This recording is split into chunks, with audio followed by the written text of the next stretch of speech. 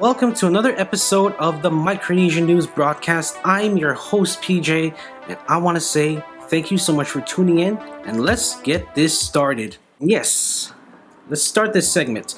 So, I wanted to share with you a recent development that was shared recently on the internet, and I think it's pretty, shocking to say the least. So, what is this recent development, and what is this story? So as this better speak. Recently, a study from the Columbia Center for Nuclear Studies from the Columbia University in New York has discovered that, and I quote, that nuclear isotopes from the site, Bikini Atoll specifically, was well above the legal exposure limit established in agreements between the United States and the Republic of Marshall Islands. It was also speculated that the radiation in this area was higher than that of Fukushima, Nagasaki, and even Chernobyl. For those of you who don't know, the United States conducted a series of tests during the 40s and 50s, all in the name of world peace. So a little background about this whole entire scenario of history. In the years from 1946 to 1958, after World War II, the United States would come into possession of parts of the Pacific region that once belonged to the Japanese Empire.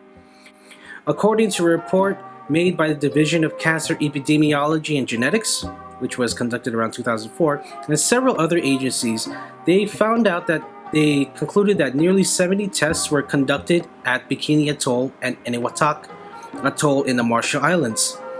However, radiation and its fallout would also fall on other atolls such as Rongelap, Utrik, and Rongerik, among others.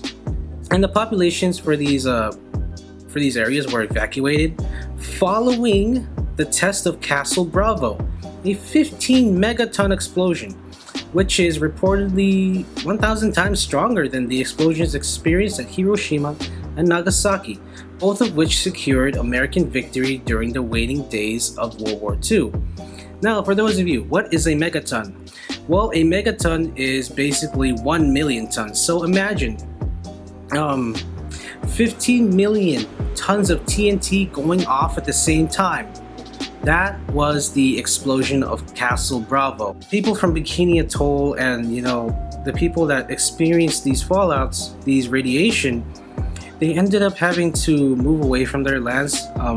People from Bikini, they left before the tests were conducted, but now they cannot ever go back to their land simply because the place is too radiated for any type of food there. So some people have tried to go back to Bikini Atoll, but apparently after discovering that there was pretty good levels of radiation on them, they were evacuated from the area and they were told never to come back. And it must be noted that Bikini Atoll is not necessarily blocked off completely.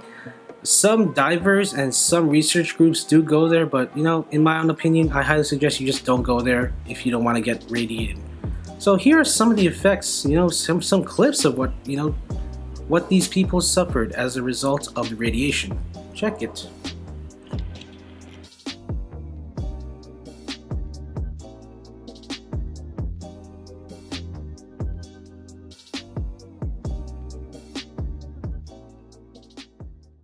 Here is our take. Roll the clip. Yeah. So. Apparently, parts of Bikini around Bikini Atoll is so radiated. It's more radiated than the sites of Nagasaki, Hiroshima, and Chernobyl. Now we all know what happened at Nagasaki and Hiroshima. Atom bombs were dropped and ended World War II, and America came out victorious and ended up taking possession of parts of the Pacific region, most notably Micronesia, and that's how they were able to conduct the tests over there. And also with Chernobyl, I'm pretty sure everybody knows about Chernobyl. If you don't, please look it up. Chernobyl was an accident that happened around the Chernobyl plant in Pripyat, Ukraine, and it was so bad, pretty much everybody had to evacuate. Some people suffered high levels of radiation. Obviously, people died. People were, had deformity. Babies were coming out, with health conditions, deformities. Some babies just straight up died. And man, it was just Absolutely terrible. So, what does this mean for us Micronesians? There are also reports of people who suffered from the fallout that they weren't even compensated. People died before they were compensated because of these radiation tests. You know, these bomb tests. And did you also know that the first hydrogen bomb was tested in that area? But I guess not everything ends off. Not everything has a bad ending. So recently, some people who are descendants of the people of Bikini Atoll, they managed to get some land over in Big Island, and continue their culture over there. So more props to you, people of Bikini, people of Marshalls, and people of Micronesia. And it's just a pretty sad scene in history. That's just my opinion. And yeah, I'm PJ with the Micronesia News broadcast. Thank you so much for tuning in. And you know what? I'll see you in the next episode.